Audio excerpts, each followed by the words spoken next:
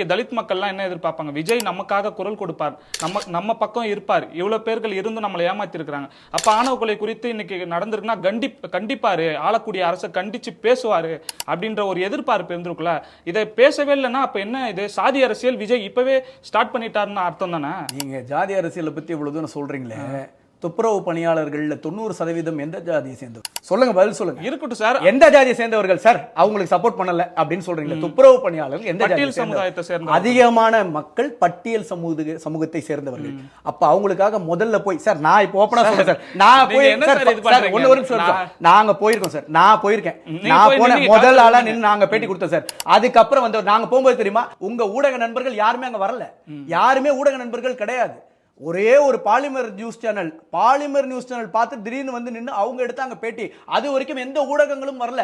நாங்கள் முதல்ல தமிழக வெற்றி கழகத்தின் சார்பாக கொடுத்த முதல் குரல் கொடுத்ததுக்கு அப்புறம் அத்தனை மீடியால இருந்து வந்தாங்க, அத்தனை பேர் வந்து அதுக்கப்புறம் பேச ஆரம்பிச்சாங்க, அத்தனை தலைவர்கள் அதுக்கப்புறம் வந்தாங்க. இவர் எப்ப சார் வந்தார்? சீமான் எப்ப சார் வந்தாரு? சொல்லுங்க, சீமான் எப்ப வந்தாரு? விடுதலை சிறுத்தை கட்சி எப்ப வந்தது? மத்த மாற்று கட்சிகள் எப்ப வந்தது? முதல் நாள்ல இருந்து அவ்வளவு கதறல் கூவிட்டு இருக்காங்க. முதல்ல சாப்பாடு கொடுத்தது யாரு? அவங்களுக்கு போயிட்டு தண்ணி கொடுத்தது யாரு? சப்போர்ட் பண்ணது யாரு? தமிழக வெற்றி கழகம். தமிழக வெற்றி கழகம் பட்டியல் சமுதாயத்துக்காக நிக்குது. பட்டியல் சமூகத்துக்காக நிக்கிறதுன்றது மக்களுக்கு இப்ப நீங்க சொன்ன உங்க வாயிலிருந்து வந்தது பாருங்க, அதான் எங்க வெற்றி.